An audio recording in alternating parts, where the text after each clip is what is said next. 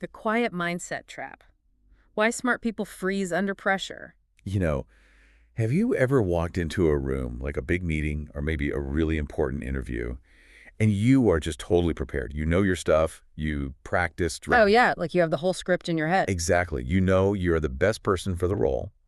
And then the minute you sit down, you just completely lose your ability to speak like a normal person. It is the absolute worst feeling. Your brain just empties out. Right. Your sentences get all choppy and you start using these weird filler words you haven't used since, I don't know, high school. Yeah, all the ums and likes just come pouring out. And you walk out feeling like this total fake, like an imposter who just failed the easiest test in the world. It's just devastating. It really is. And I think we all secretly wonder what is broken inside of us when that happens. Yes. Because it feels like bad luck, right? Okay. But the thing is, it is not bad luck at all. It is entirely physical. And today we were doing a deep dive into these exact talking traps, the ones that silently kill chances for really smart, highly skilled people. And it is so vital to talk about this because when you look at how people judge us in the real world, talking skills always beat technical skills. They just do. Which is wild to think about. You spend years learning a job, but it comes down to how you chat. Exactly. You could be the most brilliant tech person or planner in the whole building, but people form a firm judgment in the first 90 seconds. Just 90 seconds. Wow, 90 seconds. That is nothing. It's barely a hello, but the way you build a single sentence in that window can change their whole perception of your worth. Okay, so let's really unpack this, because to actually fix this mindset, we can't just say, oh, I have bad habits. We have to look at the root. We call it stage fright or, nerves. But what is physically happening when we suddenly forget simple words? Well, we do brush it off as just nerves, right? Like, oh, I just got butterflies. Yeah. But it is a massive shift in your body. When you walk into a room where you are being judged, your brain sees a high-stakes threat. Like an actual physical threat. Yeah, exactly. In the past, if your social group rejected you, you would not survive alone. So your brain today does not know the difference between a tough boss and a wild animal chasing you. That is so crazy to think about. So my brain thinks the hiring manager is a bear. Pretty much. And the part of your brain that handles complex thought, like your best words and your clear focus, it just gets totally overwhelmed. It hits a limit. And then what happens? Does it just shut down? Basically, yes. It hands the steering wheel over to your threat response, the survival part of your brain. Wow, so it stops trying to sound smart and just tries to keep me alive. Exactly. The physical result is that your word choices literally shrink. Your sentences get super simple. You lose access to your own deep clarity.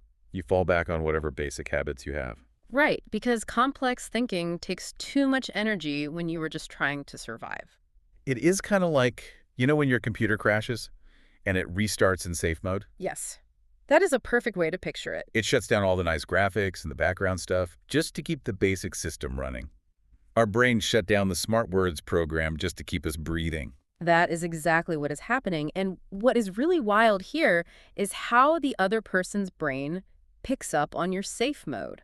We have these things in our minds that mirror other people. Like picking up their vibes. Yeah. When you speak with tiny bits of doubt, like maybe your voice shakes just a little or you talk too fast because you are scared, the listener's brain actually absorbs that. They mirror your emotional state. Wait, so if I am projecting fear, even just a little bit, the person across the table physically feels my fear. They really do. They absorb your lack of trust in yourself, and they start to doubt you. They might not even know why they are suddenly questioning your skills, but their body is just reacting to yours.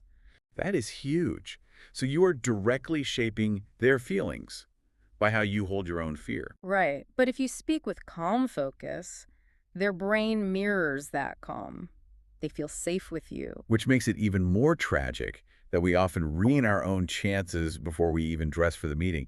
There are simple physical things that make this threat response almost certain. Oh, absolutely. Simple daily habits. Like eating a bunch of sugar for breakfast, right? Yeah. That causes sugar crashes, which directly messes with how clearly you can speak. Yeah, or just running on stress chemicals. We all know these meetings are stressful, but when those stress levels spike, it literally blocks your memory. You just have fewer words you can grab in your head. And sleep.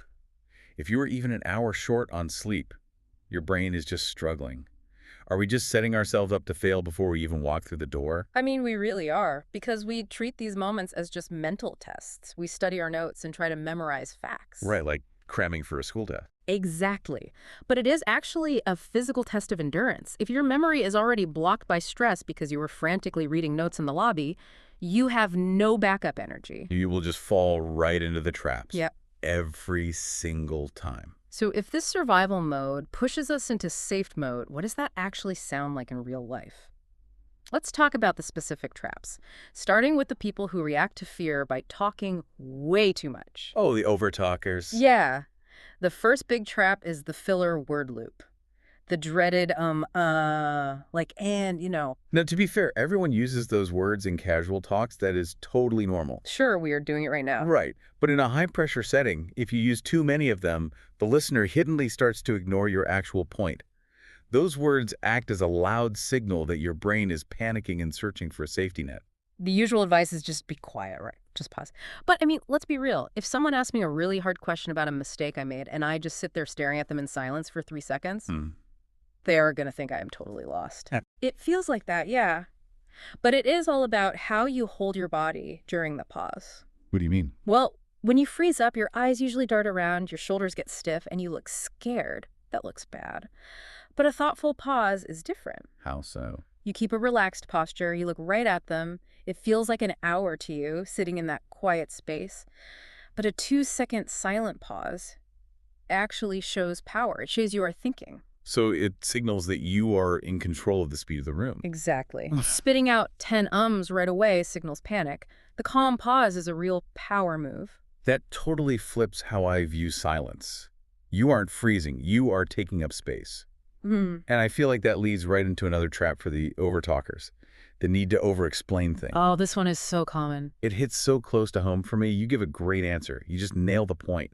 But then they don't smile right away. They just look at you, and the quiet feels so heavy. Yeah, so you just keep talking. Right. You talk right past the finish line until your great answer gets totally watered down and weak. It happens so much, mostly with really smart, careful people.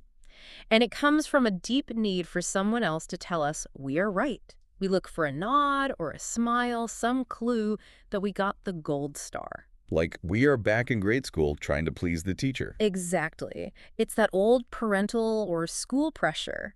And when they hold a blank face, which many bosses do on purpose, our brain sees that as a failure. So we add another sentence to save ourselves. And another one, and we actively ruin our own point. We are just negotiating against ourselves. That is the perfect way to say it. And the fix is simple, but really hard to do. Give your clear answer, and then just close your mouth, let the silence sit there, let it do the hard work for you. I can feel the tension just thinking about doing that. But I guess it also stops you from doing the rambling thing, right? Where you start a story, go off on a tangent, and then stop without ever answering the main question. Oh, the rambling is exhausting for the listener, because they aren't just listening to what you say, they are judging how you process things. So if your answer is messy, they assume your work is messy. Exactly. If you talk in circles, they assume you will do that with a client. So how do we fix our structure when our brain is stuck in safe mode? You use a simple format, like a mental map you can lean on when you are stressed. First, just give the direct answer right away. Second, give one brief story or fact. Third, share the final result or impact. And then stop. So answer, story, result. It is like serving the main point on a silver plate. Right. You do the hard mental work so they don't have to piece it together. People who use that tight structure always seem more competent. Structure always beats talking more. Okay, so that is what happens when fear makes us talk too much. But what about the rest of us? The ones whose survival instinct is to just shrink and hide. The shrinking traps are the saddest ones, I think. They really are, because they mostly happen to the most skilled, caring people. Like the apology reflex. Why do such smart people start their answers with, well, I might be wrong about this, but, or this might not be a great point, but... It comes straight from that imposter feeling, that nagging voice that says you don't belong in the room.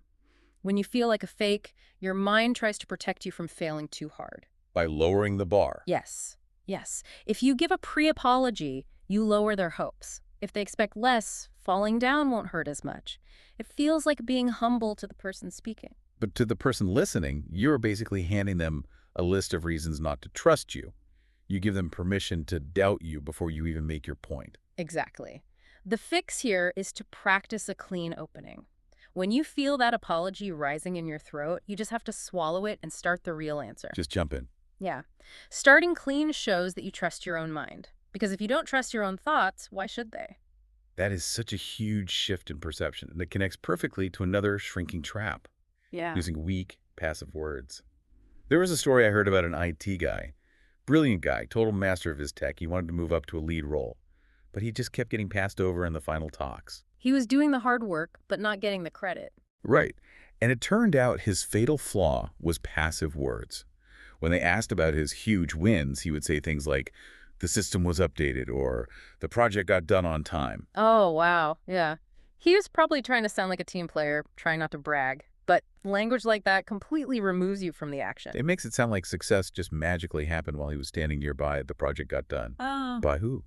The office ghosts. Right. It takes away all your personal power. Once he realized this, he made one simple change. He used active first-person words. Instead of, the system was updated, he said, I updated the system. Instead of problems were fixed, he said, I fixed the problems. Exactly. The facts of his work did not change at all. Only his verbs changed. And he instantly started getting offers. Because he finally owned his actions. And I have noticed that people who own their actions like that, they actually get better pay offers, don't they? They really do. When you own your work with strong words, people trust you more, and they value you higher. You are basically boosting your worth just by grammatically claiming the things you actually did. That is such a wild payoff for just changing a couple of simple words. Yeah. But there's another way we shrink under pressure, and it is kind of funny to me. Word collapse, you get these super smart tech people, they know all the complex systems, and they sit down in a hot seat and suddenly start using casual slang. Yeah, so we had this thing going on, and we kind of just figured it out. Exactly. Why do we do that? We are back to safe mode. Under heavy stress, the brain grabs the easiest, most common slang words because it takes zero effort. But the sad result is that your hard-earned skills completely fail to cross the table.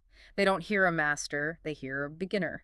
So how do we stop that from happening? How do we keep our best words online? You have to anchor your words before you go in. You sit down the night before, and you pick out 10 to 15 precise, strong words related to your work. You aren't trying to sound fake or use empty corporate speak. Just clear, true terms. Right, you load them into your front memory. So when the pressure hits and your brain wants to use slang, you have these strong words ready to grab. They act like a safety bridge. It's like leaving breadcrumbs for your brain to follow. If I force myself to hit those specific words, I can't wander off into, we just did this thing territory. Yeah, literally. Let's look at the timeline of a tough meeting. Let's say you are doing great. You are taking pauses. You are using active words. You have your anchors. What happens around the 30-minute mark? Because this is where a lot of people just hit a wall. Oh, the second half energy drop. It is so real. It is purely mental fatigue. You have been holding a highly focused, stressful posture for half an hour. Your brain is just tired. And the result is you just fade out. Yeah. Your words get sloppy, your answers get super short, and you physically slump in your chair. You lose your edge. And the brutal truth is that people judge the second half of the talk much harder than the first. They do. And there is a good reason why. Anyone can drink a coffee and fake a smile for 10 minutes. Right. It's easy at first. But the second half is where the mask slips. They know that how you act when you are tired at minute 40 is exactly how you will act on a tough Tuesday afternoon when things go wrong. They are looking for resilience. So how do you train for that? I knew a guy who used to practice 45-minute talking sessions without stopping, just to build his mental stamina. But he also used a specific breathing trick mid-meeting. A long, slow breath out. The slow exhale. It sounds almost too easy, but it is a massive physical tool. How does it work? When you force a slow 6-second breath out, you trigger a calming nerve in your body. It acts exactly like a physical brake pedal for your racing heart. It just slows everything down. Yes, it literally tells your brain that the bear is gone. The threat is over. Your heart rate drops, you leave survival mode, and your clear thinking comes right back online. You get your smart words back just by breathing out slowly. That is just amazing to have that kind of control. Okay, before we wrap up, I want to pivot to some of those myths that always float around online, because I think they push people right into these traps. Oh, there are so many bad tips out there. Let's start with mirroring. You hear it everywhere. Read the room, mirror their energy so they like you. Why is that such a bad idea? Because it ignores how real humans work. If you walk into a room and the boss has been talking to people for 6 hours, they are going to be exhausted. Their energy is going to be dead. Right, and if you mirror that, You pull yourself right into their tired slump. You make your own fatigue worse. you are basically joining them in being miserable. Exactly. Being steady is so much better than acting like a mirror. You want to be the frame anchor in the room. Bring your own calm, focused energy and just hold it, whether they are jumping off the walls or half asleep. That makes total sense. Here is another one. The myth that you should use huge, complex words to sound smart. I think a lot of folks do this to fight off that imposter feeling. And it almost always backfires. There is a psychology concept about how easily our brains digest things. When you use overly dense, tricky words, the listener has to work way too hard to follow you. And their brain hates doing extra work. Right. It feels like friction to them. And hiddenly, they blame you for that friction. They assume you don't actually know what you are talking about. Clear and simple words always win. If you can explain a hard thing simply, that shows true mastery. Like that old saying, if you can't explain it simply, you don't get it well enough. Yeah. So looking at all of this, the survival mode, the over-talking, the shrinking, the fatigue, how do we build a real defense? Because the good news is these are just habits, and habits can be changed. Completely. The word choices you default to under pressure are just the ones your brain has practiced the most. If you want a better safe mode, you have to build better defaults. What is the ultimate plan for that? The best practice is spoken journaling. Take 5 minutes every morning and just speak your thoughts out loud. Do not write them, speak them. I used to think of that like lifting weights for your voice, but it actually feels more like clearing a path in the woods.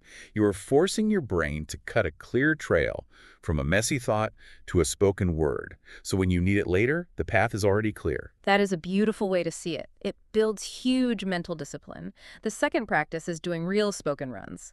Thinking about an answer is not enough. Because thinking and speaking, you'd use totally different paths in the brain, right? Exactly. You have to say the words out loud to an empty room or record it. Listening to yourself is wildly uncomfortable, but it is the only way to catch your own filler words and passive habits. And then what about the morning of the big day? There is a strict rule about phones, isn't there? Yes, the Yeah. rule is zero phone scrolling for the first hour you are awake. Because it fractures your focus. Yes. Scrolling breaks your attention into tiny pieces. You want your thinking brain in its calmest, sharpest state. So skip the phone and go do 20 minutes of light exercise instead. To burn off those stress chemicals. Exactly. You burn off that anxious, running away energy so you walk into the room with a clean brain and all your words fully ready. So bringing this all together, stepping into a high-stakes moment isn't just about perfectly remembering a list of facts. It is about physically managing your own stress and carefully building your sentences. You do this so the words leaving your mouth actually match the brilliant, hard-earned skills that are already inside your head. You bridge the gap between who you are and how people see you. And this wisdom is most useful when you try it right away. You don't have to wait for a massive life event. Try taking a simple 2-second pause before you speak in your very next family chat. Or use that long breath out when an email stresses you out. The change in your clarity will amaze you. It really changes how you show up in the world. And I want to leave you with one final thought, something we haven't touched on yet, but it's been rolling around in my mind this whole time. We've spent this whole deep dive talking about how your words prove your worth to other people. But what if the way you speak about your own wins, choosing strong words, dropping the apologies, owning your space, what if that is actually what convinces you of your own worth? Does the way you talk to others eventually become the way you see yourself? These thoughts, these questions, they don't have to stop here. Geeks Mindset has many more podcasts and videos just like this one. Subscribe to the channel and explore other episodes. They all flow the same thoughtful way. If this podcast felt genuinely useful to you, share it with even one person in your life. That one share can bring a real change in someone's life, and it helps Geeks Mindset reach more people who truly need this. If this brought you real value, look for the join button right next to the Geeks Mindset logo below this video. Click it and become a member of the Mindset Support Circle. Your support helps honest mindset awareness reach thousands who are silently struggling. Geeks Mindset moves forward because of you. Thank you so much from the heart for being here.